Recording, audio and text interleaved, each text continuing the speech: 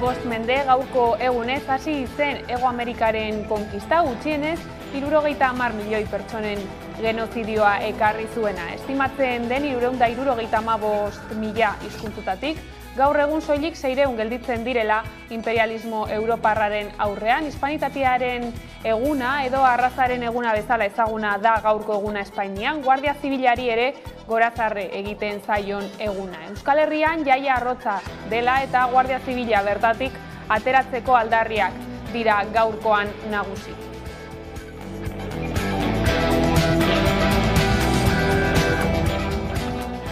Gabon, Arnaldo Otegi, EH Bildu alderdiko ordezkariak, manifestaziora deitu du azaroaren 12an, urriaren 12an ezerrez da ospatu behar aldarrikatzeko Bilbon mobilizazioa antolatu du. Antifasista guztiak, bakezale guztiak, soberanista guztiak, aurrerakoiak diren sektore guztiak Bilbo beteko dugu, ez gaituzte geldituko. Hala iragarri du Otegik. Datorren 12an beste desfile bat egingo dugula. Desfile zibiko bat.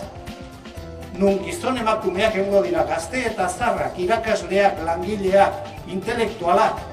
Errebindikatzeko gu ez gerala ez espainolak, ez frantsesak. Gu euskalduna garela. Eta euskaldun bezala harro gaudela Euskal Herriataz. Eta gurea askatasuna dela. Gurea berdintasuna dela. Gurea elkartasuna dela. Gure proiektua ez duala inoren kontra. Baizik eta Euskal Herritarren alde doan proiektua dela.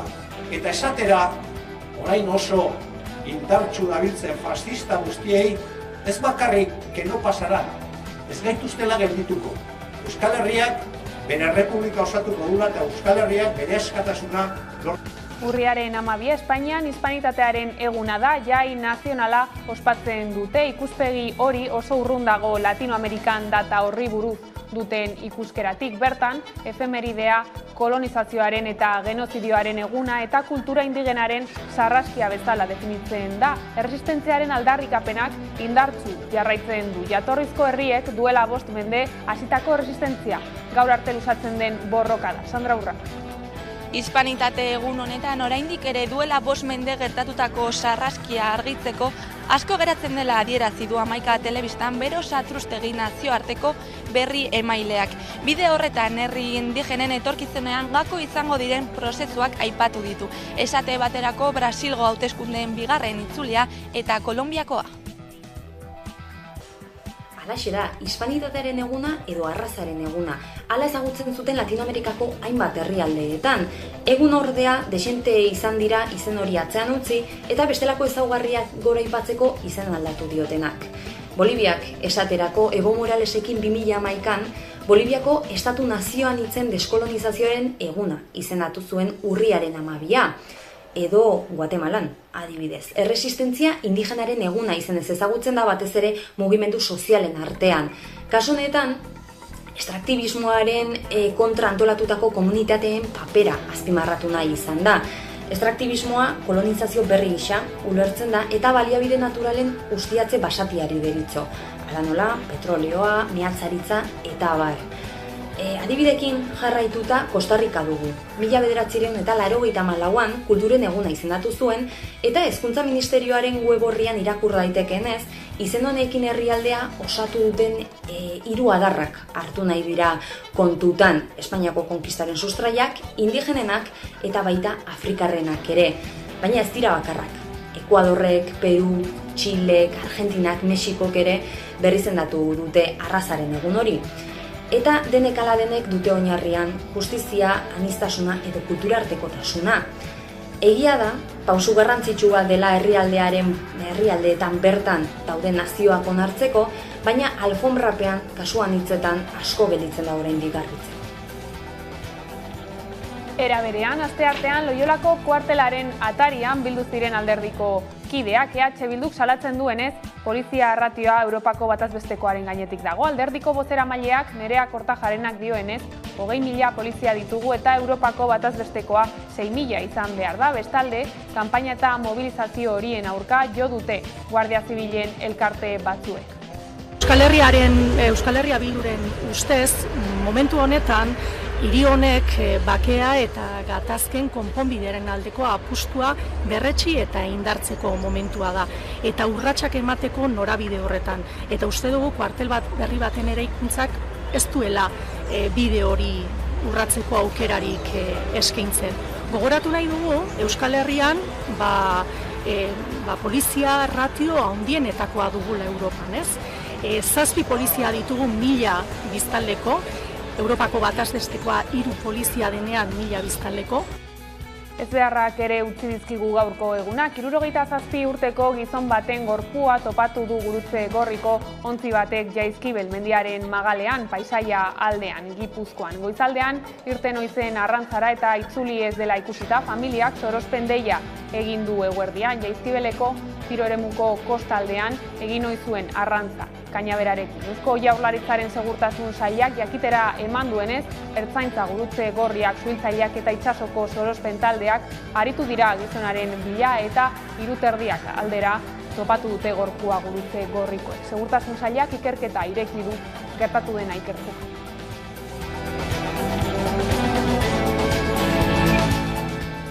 Azpeitian atzo iluntzean egin zen herri batzarrean azalpenak eman zituen Azpeitiko udalak, lehenengo eta enpresak ondoren eskualdean egin asmo den proiektu eolikoa. Proiektua irekita eta oraindik ere hastapenetan baino ez dela adierazi dute enpresa zein udal ordezkariek. Lehen aldia da horrelako egitasmo bat herritarren aurrean azaldu eta eztabaidatzeko aukera ematen dela. Entzun dezagun, Nagore Alkorta. Honek ez du esan nahi guk udal gobernu bezala itxu-itxun egitasmo honen alde azaltzeganik. Ez du esan nahi ez ere udaletxie eta enpresa berdineganik. Esan nahi nuna da eredu berri batako aukera bat eulikela. Kulturan Durangoko azokak bere unibertso osoa berreskuratuko du abenduaren 7-tik 11-ara. Hala, pandemia aldia igarota azoka berreskuratuko du Durangok eta online dendari ere eutsiko dio Gerediaga elkarteak. Ruben Ramos sortzaileak agindu du aurtengo kartela eta estanda izan du ardatz. Nerea Mujika Gerediaga elkarteko lehendakaria da, entzun. Pozik gatoz. 2 urteren ondoren aurtengoan Durangoko azokaren estanda biziko dugulako. Bai, estanda.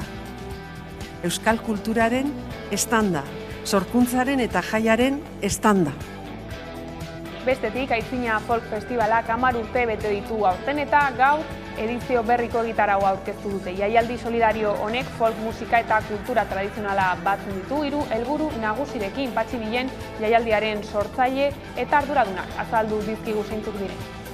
Pues entre todos hemos hecho posible que podamos apoyar proyectos de investigación, mantener la esperanza de que un día encontremos una cura para la enfermedad, ¿no?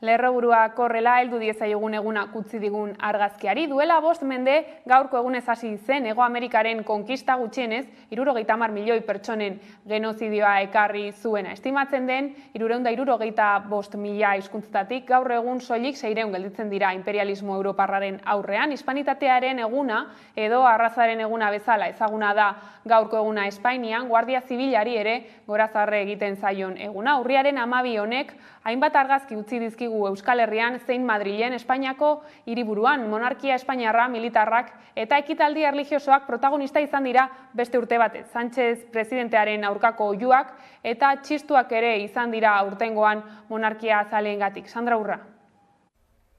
Frankoren arrazaren eguna izateari utzi badio ere izena zara goiko irudia daukagu gaur Madrilen. Espainiar imperioari gorazarre egiten dioten ereserkiak, bedenkapen, prozesio katolikoak eta ore militarrak dira nagusi gaur kapitalean.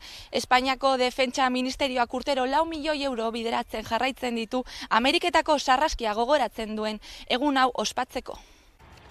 Y vemos a Su Majestad el Rey ese bastón de mando que fue regalo de las Fuerzas Armadas en la Pascua de 2016. Y escuchamos también algún silbido al presidente del gobierno.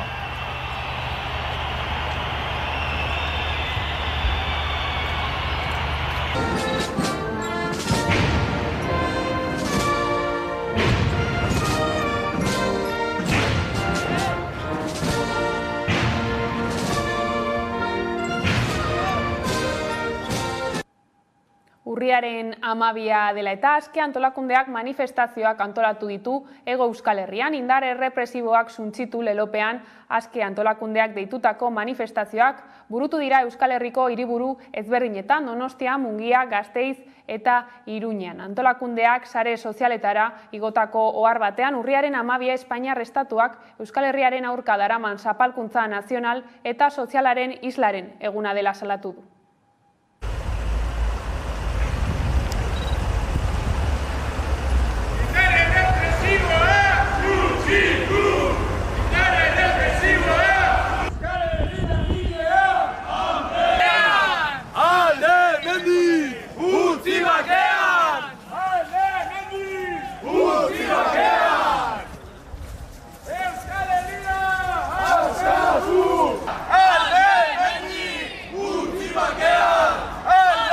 Guzti hori kontuan hartuta, urriaren 12 borroka eguna bihurtu behar dugu. Beti ere, presente dukita, egun hau, eguneko borroken jarraipena izan behar dela. Ezin dugula etxaiak gure agenda politikoa markatzen utzi. Utzi bakean! Alde mendi! Utzi bakean! Erturik daukago dola bere alde zemateko. Eusko udariak era Euskalia askatzeko. Erturik daukago dola bere alde zemateko. Urriak 12 Hispanitatearen eguna, jai eguna da Espainiako estatuan, hala ere, hainbat erakunde eragile eta langilek ohiko jardunari eutsi diote, edonola ere gaurko egunean Espainiako Guardia Zibila goratzeko 11 ekitaldi antolatu dira. Bilbon, La Salveko kuartelean ere Espainiako indar armatuei omenaldia egin diete, eta bertan izan da Jaradurreta lankidea ikusi.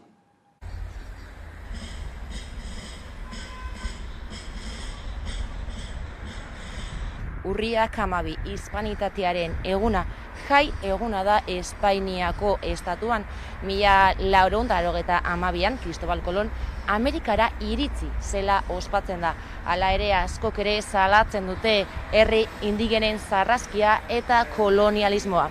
Edonola ere gaurko egunean Espainiako indar armatuak goratzeko 11 ekitaldi egiten dira. Tartean hemen Bilbon Guardia Zibilaren La Salve kuartelean ekitaldia egin dute eta bertan Klos Iturgaiz, Araba, Bizkai eta Gipuzkoako Alderdi Popularreko presidentea, Raquel González, Bizkaiko PPko presidentea eta Vicente Reyes, Espainiako gobernuaren ordezkariordea izan dira bertan eta Bizkaiko indar armatuen lana goraipatu dute.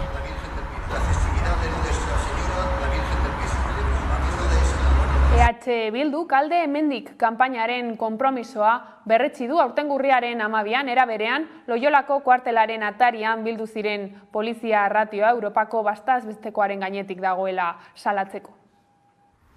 Aurten ere Arnaldo Otegiren alderdiak alde hemendik kanpainan martxan jarri du. Urriaren 12an ezer ez dela ospatu behar aldarrikatzeko Bilbon manifestazioa antolatu du. Era berean, asteartean, Loiolako kuartelaren atarian alderdiko kideak bildu ziren polizia ratioa Europako batez bestekoaren gainetik dagoela salatzeko. Alde hemendik kanpaina martxan jarri du EH Bilduk. Aurreko urteetan urriaren 12an ezer ez dela ospatu behar aldarrikatzeko abiarazi zuen kanpaina hau, eta aurten konpromiso bera berretsi du. Horretarako deialdia egin du eta Bilbon mobilizazioa antolatu du. Era berean asteartean Loiolako kuartelaren atarian bildu ziren alderdiko kideak. EH Bilduk salatzen duenez, polizia ratioa Europako batez bestekoaren gainetik dago. Alderdiko bozeramaileak, Nerea Kortajarenak dioenez, 20.000 polizia ditugu eta Europako batez bestekoa 6.000 izan behar da. Euskal Herria Bilduren ustez, momentu honetan, hiri honek bakea eta gatazken konponbideren aldeko apustua berretsi eta indartzeko momentua da. Eta urratsak emateko norabide horretan. Eta uste dugu kuartel berri baten eraikuntzak ez duela bide hori urratzeko aukerarik eskaintzen. Gogoratu nahi dugu, Euskal Herrian polizia ratio handienetakoa dugula Europan, ez? 7 polizia ditugu 1000 biztanleko, Europako bataz bestekoa 3 polizia denean 1000 biztanleko. Bestalde, kanpaina eta mobilizazio horien aurka jo dute Guardia Zibilen elkarte batzuek. Haien esanetan, martxan jarri duten kanpaina eta ekimenak gorroto delitua dira. Donostiako Alde Zaharreko herriko tabernak salatu du aurtengo 7. eraso fascista egin diotela U12ko atarian. Hainbat laguneko talde batek gaueko ordu txikietan lapurtu ditu tabernaren kanpoaldean jarri ohi dituzten ikurrin bat, arrano beltzaren bandera bat eta euskal presoen euskal herriratzea eskatzeko bandera bat. Sandra Urra. Hispanitatearen egunaren arira, ohiko gertakaritza hartu izan dira ultraeskuinaren erasoak. Donostian albiste da gaur egun hontan 7. aldiz ezezagunek indarrez kendu dituztela euskal ikurrak Donostiako Alde Zaharreko herria elkartean. Ikurrinaren aurkako etengabeko erasoek ondorio politikoak ez dituztela salatu du taberna kudeatzen duen herria elkarteak.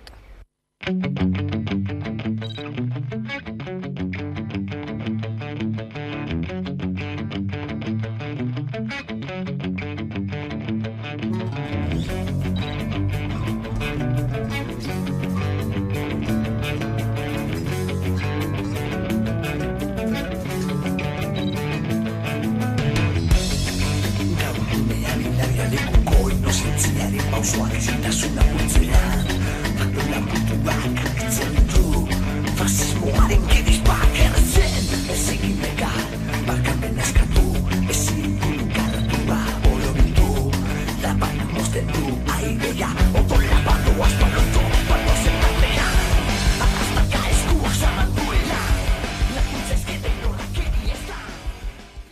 Sabino Kuadra militantzian sartuta ibili da gaztetik, gerora bokatu sindikalista lanetan ibili zen eta azkenik Madrileko Kongresuan amaiurreko ordezkari izan zen. Gaur egun erretiratua dagoen arren ez du kontzientzia politikoa alde batera utzi, hispanitateaz ez bakarrik, imperialismoaz, frankismoaren herentziaz, monarkiaz eta torturaz ere hitz egiteko aukera izan dugu Sabinorekin izandako elkarrizketan. Ikusi aurrerapen bat.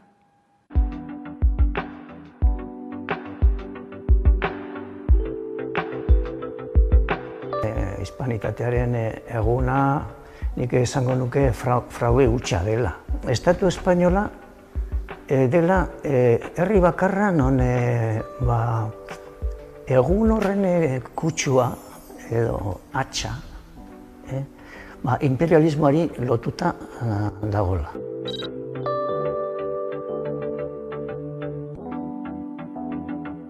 Frankoren herentzia aspekturik gogorrena eta txarrena ez da polizia eta ez da guardia zibila, baizik eta judikatura. Eliza, monarkia, ejerzitoa, hizkuntza eta kultura, beti izan tiran taburute baten patak, bi horiek. Eta nik uste dute gaur egun ere, naiz eta beste kontestu batean kokatuta egon, nik uste dute segitzen dutela boterean.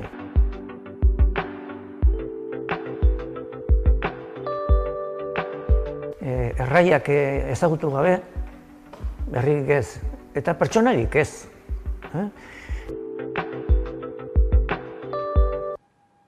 Nazioarteari begira, gutxienez 7 lagun hil dira eta beste 8 zauritu dira asteazkenean Avdivka ukrainiar hirian merkatu batean Errusiak egindako bombardeaketa baten ondorioz. Pablo Kirilenko gobernadoreak Kiebeko aliatua bera telegramen esan duenez erasoa lehen orduan egin dute merkatuan jende asko zegoen tarte batean. Ez dagoela logika militarrik bombardeaketa hauetan deitoratu du Kirilenko. Haren iritziz Errusiak zibilen kontrako ekintzak gogortu ditu, ez baita gai ukrainiar indarrak geldiarazteko herrialdeko ekialdean eta hegoaldean. Hala eskatu die herritarrei eskualdetik alde egiteko segurtasuna nagusitu arte. Donetsk, Errusiaren eta Ukrainiaren arteko borrokagune nagusienetakoa da. Moskuk orain eskualdearen jabetza aldarrikatzen du. Vladimir Putinek anexioa sinatuta. Luhansk, Gerson eta Zaporizia ere anexionatu ditu Errusiak. Errusiako segurtasun zerbitzu federalak gaur iragarri duenez 8 pertsona atxilotu dituzte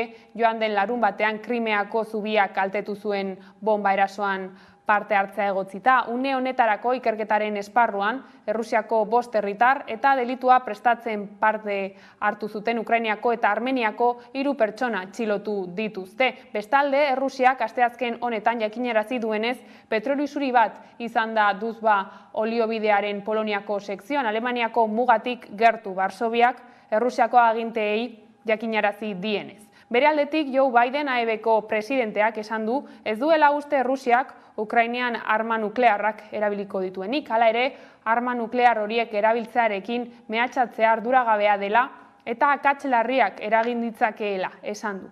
Une honetan presidenteak adierazi du Errusiako bere homologoa irtenbide bat aurkitzea zaila den egoera batean dagoela, batez ere Ukrainan izandako azken ezbehar militarren ostean, eta ziurrenik bere burua salbatzea ahalbidetuko dioten konponbideak bilatzen ari dela.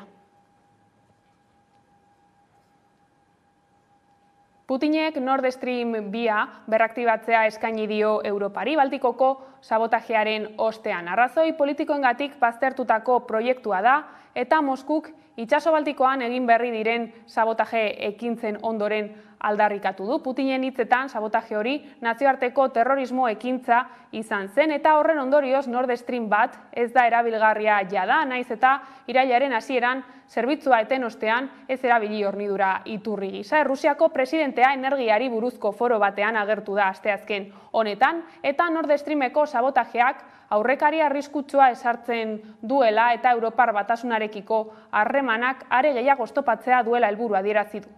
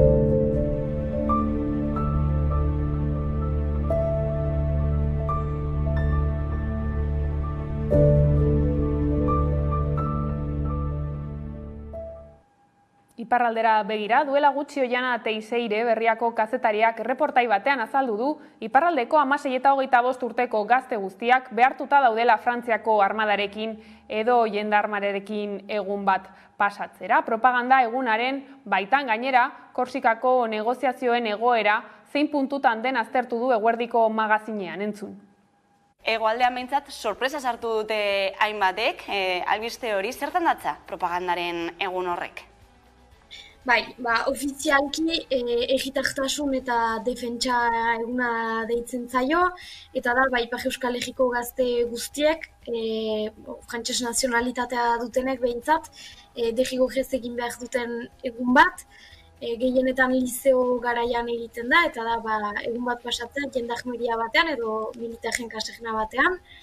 Eta egun horretan, eginkizun desberdinak badira, alfabetizazio froga bat, bada ere autodefentsa edo tailer bat, eta horren baitan Frantziako ahmadak erabiltzen dituen ahmak ere erakusten zaizkie gazteei, eta hori da egun hori, eta egun horren bukaeran ematen den gazteei ematen zaien agiria, behajezkoa da, baso edo gidabaimena pasatzeko.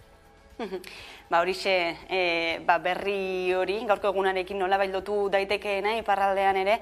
Eta Korsikari buruz ere hitz egingo dugu duela 2 hilabete terdi, besterik ez delako igaro Korsikako hautetsiek eta Frantzeko gobernuak uhartearen etorkizun instituzionali buruzko negoziazioak hasi zituztela.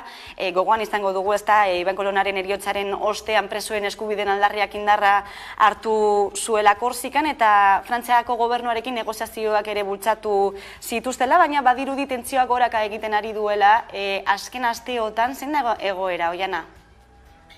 Egoera da, iragan irailaren 29an, Parisko terrorismoaren kontrako auzitegiak, Pierre Alexandri beraz preso politiko Korsikajaren baldintzapeko askeari uko egin ziola, eta egun hartan berean, Korsikako asambleak bilkura zuen, bilkura etetea deliberatu zuten, hain zuzen Parisko erabaki hori salatzeko, eta izan da adibidez Korin Fronte alderdi politikoa erabaki hori entzun eta deliberatu du negoziaketa prozesutik ateratzea, eta orduan nolabait batasun irudi bat emateko edo, Gilles Simeoni Korsikako asambleako lehendakariak bilkura bat antolatu du eragile politiko guztien artean, Pariseri begira zemezu igorri adosteko nolabait. Egin zuten bilkura hori ere, finkatu, ejanez denek bat egiten dutela negoziaketa prozesuaren beharjarekin eta egiazko ziklo politiko baten beharjarekin, baina Pariseren gandik nolabait ere keinu gehiagoren beharja aldarrikatuz. Alderdi politiko gehienek bat egin dute adierazpen horrekin, baina Korsika liberak adibidez ez, diolako nolabait ere akordio hori ez dela nahiko ambiziotsua edo, eta beraiek sortu nahi dituztela egiazko elkarrizketa politiko baterako baldintzak. Eta gero, bigarren gauza da, hortan gazte erakundeak duten presentzia edo, horiek galdegin diete hautetsiei berehala eteteko Pariserekiko negoziazioak, ikusten dutelako azkenean etorri den erabakia Pierre Alexandriren inguruan ez dela aitzinamendu baten, ez doala aitzinamendu baten zentzuan, eta orduan orain ikusi beharko da ze ematen duen. Ekonomiaren arlokoen bueltan, Laminaciones Arregiko enpresa batzordeak 2 ordutako lanuztea deitu du. Labela, UGT eta SK osatzen dute enpresako batzordea. Lanuzteaz gain, kontzentrazioa egingo dute Gasteizko lan harremanaren kontseiluan bidezko hitzarmena exigitzeko 15 bilera izan ondoren ez dute aurrera pausorik eman. Laminaciones Arregi enpresak 2006an sinatu zuen azken lan hitzarmena eta 2009an iraungi zen horren indarraldia. Azken urteotan enpresa batzordeak hitzarmen berri bat sinatzeko asmoa izan du, baina zuzendaritzak eskainitako proposamenak okertzen zuen egoera. Hala ere, beste hitzordu bat antolatu zuten negoziazioarekin jarraitzeko, eta batzordeak eskaera egin zuen. Hala baina ez du oraindik erantzunik jaso.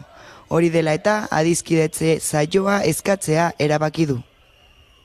10 urte daramago lan hitzarmena berriztu gabe, eta horrek esan nahi du ekonomikoki eta sozialki berdin jarraitzen dugula. Beste berri bat sinatzeko asmoarekin hasi genuen duela, aspaldi, bilatzen, eta 15 bilera egin ondoren ez dugu zera aurreratu, eta egoera gero eta okerrago doa. Testuinguru honetan 2 ordutako lanuztea egingo dute, eta horrez gain mobilizatuko dira Gasteizko lan harremanaren kontseiluan bidezko hitzarmenaren alde. Enpresa egoera mantenduz gero, mobilizazioak gero eta handia eta gogorragoak egingo dugu, eta ea behingoz serioki negoziatzen hasten diren ja. Bestalde, Mitxelineko Gasteizko instalazioek irailaren 16tik ekoizpenak gelditu dute asteburu guztietan. Hasieran azarora arte luzatuko zen, baina zuzendaritzak iragarri du azaroko asteburu gehienetan eta abenduko zubian ere lanuzteak izango direla. Erabaki horrek eragina izango du 1855 langileengan. Hau da, plantillaren erdiaren baino gehiago ez da egun horietan lanera joango. Ukrainak sortutako krisia dela eta autoa fabrikatzen dituzten enpresak eskaera gutxiago egiten ari dira krisiagatik, eta horrek inpaktua du Gasteizko industrian. Azpeitian atzo iluntzean egin zen herri batzarrean azalpenak eman zituen Azpeitiko udalak lehenengo eta Statkraft enpresak ondoren eskualdean egin asmo den proiektu eolikoaz. Proiektua irekita eta oraindik ere hastapenetan baino ez dela adierazi dute enpresa zein udal ordezkariek. Lehen aldia da horrelako egitasmo bat herritarren aurrean azaldu eta eztabaidatzeko aukera ematen dela. Galdera asko eta ugariak, ikusmina agerikoa, 3 orduz egon ziren atzo Azpeitian, Soreaso antzokian Statkraftek eskualdean eraiki asmo duen proiektuaren inguruan. PSP proiektu eolikoaz galdetu zuten 100 herritarrek herri batzarrean. 2027an abian nahiko luken Statkraft enpresan horbigarraren eskutik etorri dira azalpenak, Azpeitiko udalak babestuta. Partaidetza partekatzeko asmoa adierazi du Statkraftek, energia herritarren artean sozializatu eta beraz argindarra merkeago eskuratzeko. Horrez gain enpresaren arabera 130 lanpostu ere sortuko lirateke. Prozesua baina hastapen unean dago aurre balozio unean eta beraz ez dago ezer erabakita Azpeitiko alkatearen esanetan. Honek ez du esan nahi guk udal gobernu bezala itxuitxun egitasmo honen alde azaltzeganik. Ez du esan nahi eztare udaletxie eta enpresa berdineganik. Esan nahi nuna da eredu berri batako aukera bat eulikela. Dena den Agore Alkorta alkateak azpimarratu du ezer ez egitea ez dela aukera. Aztertzeko moduko proiektua da Alkortaren iritziz, adierazgarria baita energia sozializatzeko eta komunitate energetiko sortzeko asmoa adierazi izana norvegiarrek. Hala eta guztiz ere ikerketa sakonak egin beharko dira, dagoeneko hasi dira hegaztien kasua aztertzen. Testuinguru horretan hainbat herritar protestak aritu ziren ia 3 orduko gardentasun ariketa planteatu zen herri batzarrean. Besteak beste proiektuaren atzean zeinen interesak dauden mahai gaineratu zuten edota sortuko den argindarra zenbatekoa izango den. Naturan proiektu honek izango duen eraginaz ere kezka agertu zuten. Udalak argi utzi nahi izan du kalteak onurak baino handiagoak baldin badira atzera botako duela proiektua. Baina oro har herri batzarraren balorazio positiboa egin du. Balorazio positibo bat egiten dut, Soreasuko antzokile bete indalako, hori nahi genunez, herritarrak, pentsakera ezberdineko herritarrak bertan biltzie, ikusi dugu baita ere, herrien iritzi ezberdinik gaudela, gure helburuzan transparentzia ariketa bat egitea eta uste dugu helburu hori lortu dugu. Oraingoz dena irekita dago eta proiektuaren arduradunek argi utzi dute proiektuak aurrera egingo balu momentuz ez dagoela erabakita ez da izerroten neurria ere. Gipuzkoako mendiak aske lelopean agerraldi kolektiboa egin dute Elosun plataformek helburu jakin bat dute bertako mendietako ondare naturala, arkeologikoa, geologikoa, historikoa, paisajistikoa eta espirituala babestea, zein inguruetako, baserrietako eta herrietako biztanleak haien bizitokia, haien osasuna eta jardun ekonomikoa defendatzea. Eolikoen aferaren erdian asteazken honetan Gipuzkoako mendiak aske lelopean agerraldi kolektibo egin dute Elosun Bergara eta Azkoitia artean dagoen Bergarako auzoan. Gipuzkoako mendiak aske plataformaren baitan hainbat eragile elkartu dira, Gipuzkoako mendiak babesteko eta aurkeztu diren proiektu eolikoak gerarazteko. Eragile bakoitzak goizan goiztik euren herrietatik abeatu den mendi martxari ekin dio, eguerdian denek batera agerraldi publiko egiteko. Elosun mokadutxa egiteko aukera ere izan dute. Mendi eta ganadu feria entzutetxoa egin izan dute urteetan Elosun urriaren 12an, baina horten ez dute egin eta desagertzar da. Honako taldeak dira gaurko ekimenaren deitzaile. Azkoitiko Oletan ere ez, Azpeitiko eta Zestoako Sainu bizirik, Bergarako Elgoibarko eta Soraluzeko Karakate bizirik, Urretxu Zumarragako Urretxu Zumarraga bizi eta azkenik Zizurkilgo eta Usurbilgo Handatza Ezkeltzu bizirik. Plataformek helburu jakin badute, bertako mendietako ondare naturala, arkeologikoa, geologikoa, historikoa, paisajistekoa eta espirituala babestea, zein inguruetako baserrietako eta herrietako biztanleak haien bizitokia, haien osasuna eta jardun ekonomikoa, bereziki nekazaritza jarduerari lotutakoa defendatzea. Ildo horretan elkarlanean hasi dira Gipuzkoako zenbait plataforma. 11 gizarte taldek mendi martxa bat egin dute gaur Bergaran. Gipuzkoako parke eolikoak geldiaraztea eskatzeko Gipuzkoako mendiak aske plataforma herrikoiak deituta. Joseba Zuazeta kideak azaldu digu zein den, euren ikuspuntua energia berriztagarrien gainean. Baina beti bioaniztasuna izanez bermatuta izan da. Bioaniztasuna izango da bioreparazioaren giltza. Orduan, guk esaten duguna da, hemen lanak ez dira Gasteizko gobernuak ez dau landu energia berriztagarrien lurralde plan sektoria. Gaur gurean Ana Elena Altuna ongietorri errefusiatuak taldeko kidea elkarrizketatu dugu Hamaika telebistan. Bere esanetan, urriaren 12 gaur egungo migrazioaren eta migratzaileen egoeraren hasiera da entzun. Pixkat simbolikoki ez errealitatean gaur egungo migrazio eta migranteen egoeraren hasiera. Gaur egun dagoen munduan, dagoen migrazioi buruzko politikak eta horren, ez dut nahi arazo hitza aipatzea, horren hasieran.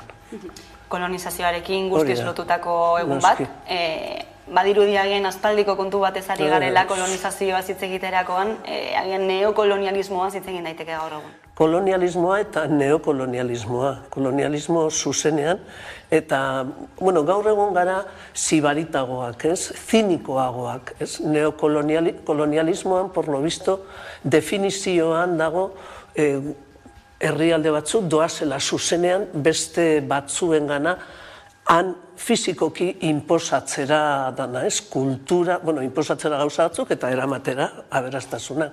Gaur egun ez, gaur egun da a la distantzia, ez goaz zuzenean ara, baina jarraitzen dugu esplotazio zuzenarekin. Bere esanetan, hegoalde globaleko herrietara bertako aberastasunaren bila joaten dira europarrak, zentzu horretan migratzeko zein ez migratzeko eskubidea aldarrikatu du Altunak eta salatu du Hego Euskal Herrian 10 pertsona hil direla dagoeneko Bidasoa ibaian. Bidasoa ibaian ja daramagu oraingotan da 10 pertsona hil dira. Beste historiako beste momento baten, 60. hamarkadan ere, bertan izan zen beste ostopo fronteritza, ez dut izango mugak, ze mugak dira ostopoak, bertan ere jente asko hil zen. Hori kontatzen dute ja Irungo jentea, baina bai, gaur egun ere, hor daukagu Euskal Herrian, hor daukagu muga bat, eta ez ahaztu hementxe Zierbanan daukagula beste bat. Migrazio politika askoren kompetentzia Espainiak badu ere, Altunak azpimarratu du Eusko Jaurlaritzak ere hainbat neurri har dezakela migratzaileen egoera hobetzeko eta salatu du Hego Euskal Herriko babes puntu bakarra Iruneko aterpetzea dela, esan du migratzaile asko Bilbora ailegatzen direla autobusean eta ez daukatela babesteko eta atseden hartzeko leku bakar bat ere. Ez dutela egia esaten. Igual esaten dute egia, baina desde luego ez dute egiten hori konpontzeko ahal duten guztia. Ikusi, lehenengo esan nahi dut, muga hori, fizikoa, Bidasoa ibaia, denontza da ibaia, baina bestela momentu honetan muga oztopo hori selektiboa da, gaur egungo muga guztiak. Zuretzat eta niretzat ez dira, ez daukagu inolako arazorik. Eta gero, ikusi, Euskal Herria tokatzen da gaur egungo migrazio bide batean, hor azkenengo etaparen zatitxoa, jente asko Afrikatik datozena, ez Hego Ameriketatik, batez ere Afrikatik datozenak, gaur egungo ruta, Kanaria, Estatua, Peninsula, Euskal Herria, Frantzialdera, Alemanialdera, batez ere, nahi dutelako ara jun, familiarrak, hori dalako bere helburua. Euskal Herri osoan, Ego Euskal Herri osoan, babes punto bakarra da Irungo aterpetxea. Bilbora llegatzen dira, asko eta asko, komunikazio bideak eta autobusak eta direla, Bilbon ez dago ezer pertsona horrei babes tokitxo bat, babes egun batzuk prestatuta, adibidez. Orduan, amilduta, egin alduguna. Ze egon aldira, hemen dauzkagun errekursoekin eta jenteari harrera egoki bat egin aldiago, eta gero jarraituko dute bidea. Erakundetik eskatzen dute eskubideak migratzeko alde batetik eta migratzeko beharra ez izatea bestetik entzun. Ongi etorritik, eskatzen duguna da eskubidea bai migratzeko eta bai migratzeko beharra ez izatea. Osea, guazen gaur kolonialismo ero neokolonialismoa hitzak aipatzerakoan, guazen pakean uzten herrialdeak, egiten diren interbentzioak egin eskero, ez izatea bakarrik helburu kapitalista, helburu dana atrapatzeko helburu hori, ez? Utzi dezagun herrialdeei pakean eta garatzen, eskubidea bai migratzeko eta bai ez migratzeko. CIE zentroei buruz ere hausnarketa egin du, kontrol zibilik ez dutela esan du, eta bertan dauden pertsonak arazo administratiboengatik daudela bertan adierazi du. Badira beldurra sartzeko zentroak, izatez ez dira ere legalak.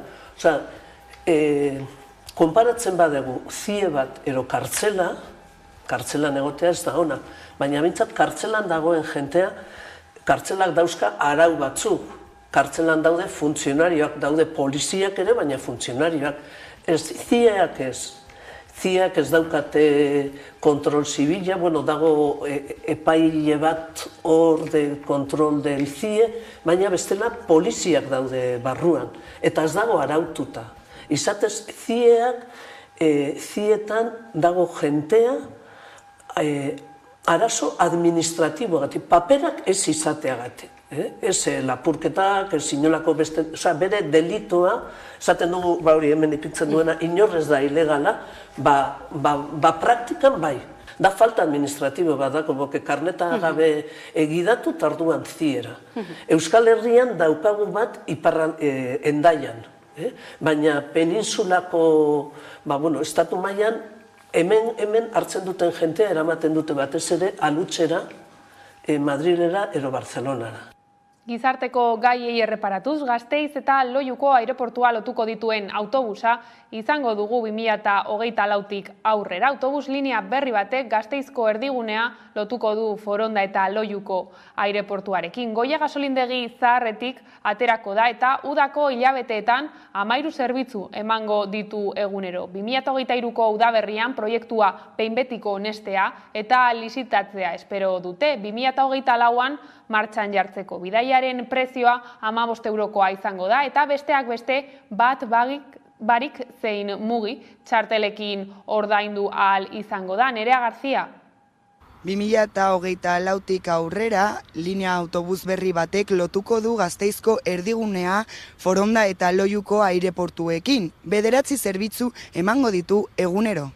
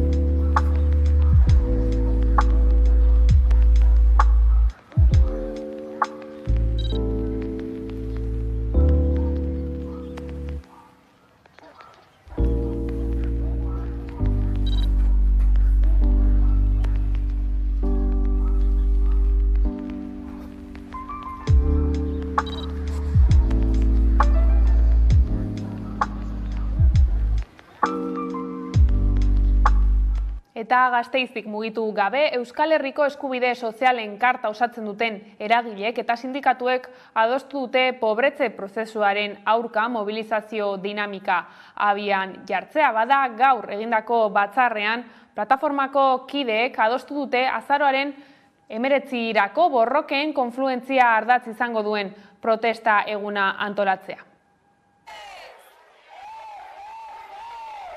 Euskal Herriko eskubide sozialen karta osatzen duten eragileek eta sindikatuek adostu dute pobretze prozesuaren aurka mobilizazio dinamika abian jartzea. Bada Gasteizen egindako batzarrean, plataformako kideek adostu dute azaroaren 19irako borroken konfluentzia ardatz izango duen protesta egun antolatzea.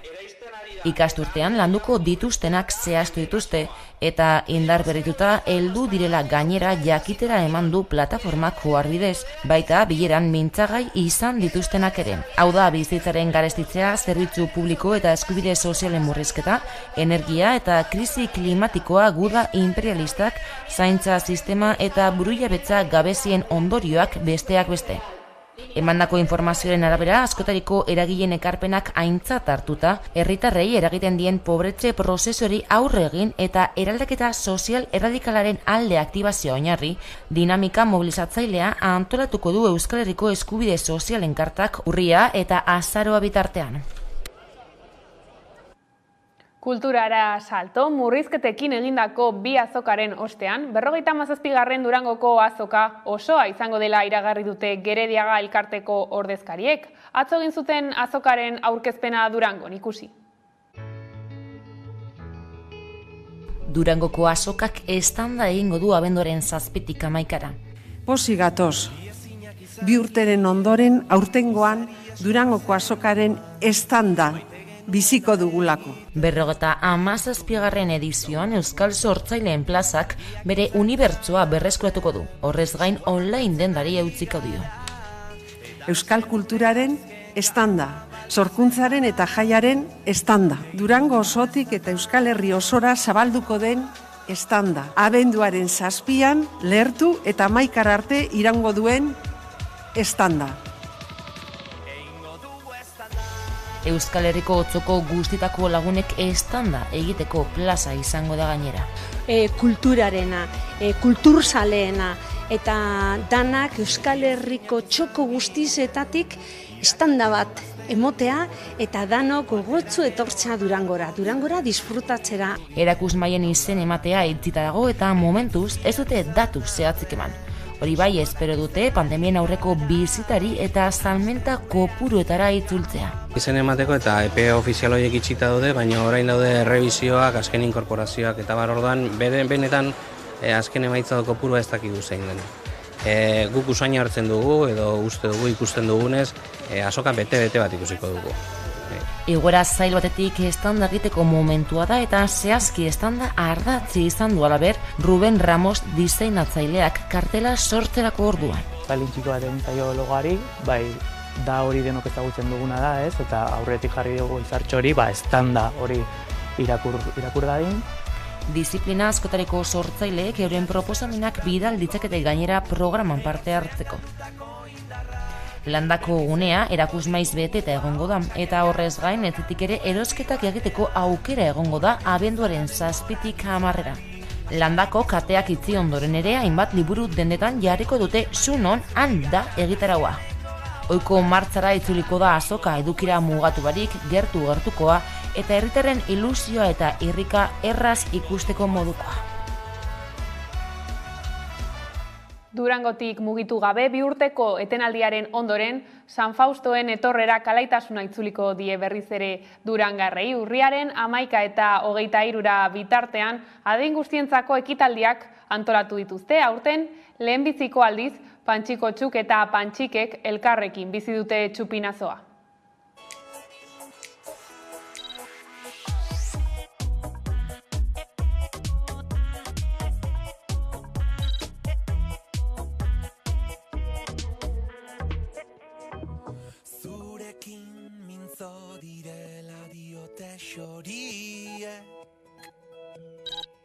Esan zer kanta egin dizuten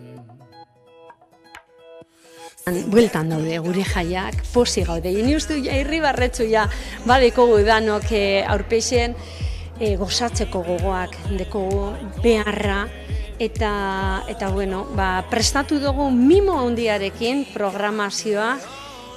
Programa oso aberatsa da, alde batetik akto asko gehiago, esango naben 140 gehiago handitu dugula kultura eta aktibidade guztiontzako, edade guztiontzako, eta bai guretzat oso garrantzi handia daukana da deszentralizau.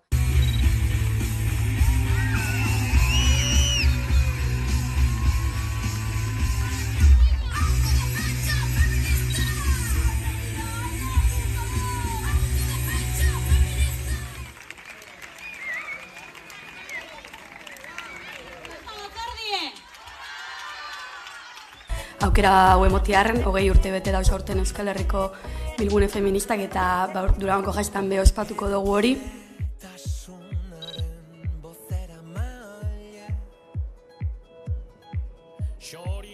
Esango dugunaz txupinazoan, lehenengo eta behin eskerrak emango dugu, guk urte asko daroagu inurri lanetan. Eta, eskerrak emango dugu, gure bidaidea izan direnekin, bide lagun izan direnei, emango dizkigu eskerrak. Eta gero, egingo dugu jairako deia, disfruterako, kanturako, dantzarako eta errespeturako. Eta, gure aldarria izango da, erasorik ez, hori izango da, hori da gehien bat. Gehien bat hori da, bai. Aitzina Folk Festivalak 10 urte bete ditu aurten eta gaur edizio berriko egitaragua aurkeztu dute. Jaialdi solidario honek folk musika eta kultura tradizionala batzen ditu, 3 helburu nagusi dituelarik. Nerea Garziak azalduko dugu. Aitzina Folk Festivala bueltan da Gasteizen eta jaialdi solidarioak aurten 10 urte bete ditu. Folk musika eta kultura batzen ditu eta 3 helburu nagusi ditu jaialdiak. Kultura eta musika tradizionala babestea, eta ataksia telanjektaksia gaixotasunerako sendabidea edo tratamendua bilatzen duten ikerketa proiektuak finantzatzeko dirua biltzea. Pues entre todos hemos hecho posible que podamos apoyar proyectos de investigación, mantener la esperanza de que un día encontremos una cura para la enfermedad, ¿no? Urteurrena ospatzeko 20 kontzertu eta jarduera antolatu dituzte. Lehenengoa urriaren 15ean izango da eta jaialdiari hasiera emango dio. Santa Maria Katedralean, Carlos Subijanak emanaldi berezia eskainiko du. Jaialdiak edizio berezia antolatu nahi izan du eta abenduaren 30ean Ara Malikian izango da Mendizorrotzan, eta urtarrilaren 4an festivalari amaiera emateko Alos Quarterrek printzipal antzokian kontzertuan eskainiko du. Horrez gain, 2 kontzertu familiar eskainiko ditu Txiki Folk atalean eta Berpiztu, Kepa Junkeraren dokumentala Florida Zinema Aretoan proiektatuko da. Jaialdiaren 10 urte hauek labur biltzeko hitz bat bilatzen badugu, uste dut hitz hori hauze izango zen eskerrik asko. Babesleei, laguntzaileei, musikariei, publikoari, eskerrik asko gure ondoan egoteagatik, eskerrik asko 10 urtez musika ona egiteagatik eta telanjektaziaren ikerketa bultzatzeagatik. Ataksia telanjektasia gaixotasun arraroa da, genetikoa eta neurodegeneratiboa. Oraindik sendabidea ez du eta 2 mutilek pairatzen dute Euskadin. Tula proiekzio arabarrak Oskar sarietan hautagai izateko aukera du, umorea eta hausnarketa biltzen duen film laburra da. Aurten estreinatu da eta Houston eta Los Angeles festivaletan irabazle izan da, horrek Oskar sarietan hautagaia izateko aukera ematen dio. Tula izeneko emakumeak ikastetxe bateko komunak garbitzen ditu. Emakumezkoen ikastetxe bateko komunak hain zuzen ere. Goiz batean espero ez zuen berri bat jaso zuen. Ikastolako zuzendariaren 14 urteko alabak haurdun zegoela kontatu zion. Umorea eta hausnarketa biltzen duen film laburra da. Aurten estreinatu da eta Houston eta Los Angeles festivaletan irabazle izan da. Horrek Oskar sarietan hautagaia izateko aukera eman dio. Sigo aquí, No estoy llorando, no sabía. No seas dramática, que el tabaco te mata. pero tarda más tiempo. ¿Qué voy a hacer? ¿De cuánto estás? Tú no has hablado de esto con tu madre, ¿verdad? Bea de Silva zuzendari arabarrak Gasteizko CSC Films ekoiztetxearekin lan egin du. Es transmitir lo absurdo que puede llegar a ser lo absurda que puede llegar a ser la falta de información sobre sexualidad y sexo en la gente más joven, especialmente en las chicas. Con este proyecto hemos intentado transmitir los riesgos y el peligro de una forma cómica. Sí, principalmente es denunciar un poco la ignorancia en temas de sexualidad, de educación sexual. Tula istorioaren grabazioa Gasteizen izan da, eta Hollywoodeko akademiak aukeratzen badu, produkzioa Oscar sarietan lehenengo arabar filma izan daiteke. Filma aurkeztuko da akademian eta ondoren hautagaien zerrenda argitaratuko dute. Era berean Goya sarietan ere aurkeztu dute produkzioa.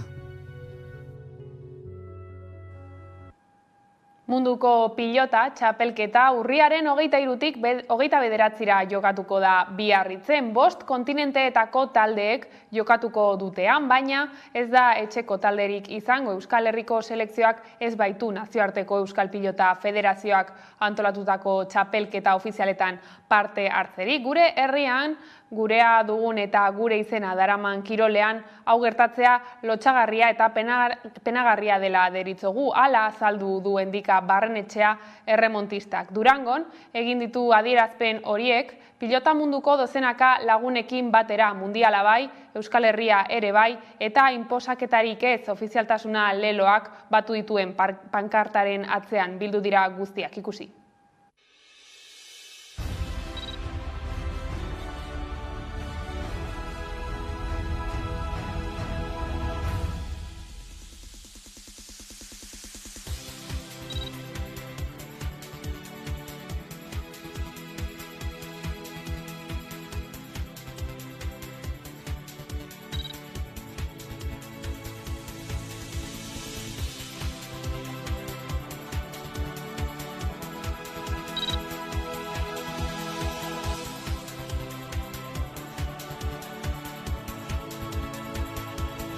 Ondorioz, Euskal Herriko instituzio eta eragilei honako eskaera hauek egiten dizkiegu. Munduko pilota batzarrari eta Euskal Pilota Federazioei eskatzen diegu jarrai dezatela egoera honi irtenbide bat aurkitzeko lanean eta har ditzatela helburuak lortzeko bidean behar diren erabakia. Horrela iritsi gara albistegiaren bukaerara. Gaurkoan Negu Gorriak taldearen Apatxe Gaua kantuarekin agurtuko zaituztegu. Gustatuko zaizuelakoan besterik ez gure aldetik. Hauek izan dira gaueko albistegiak gurean gaur utzi dituenak. Guztiak eta gehiago nahi duzuen aldiro 11.eus atarian. Bihar arte.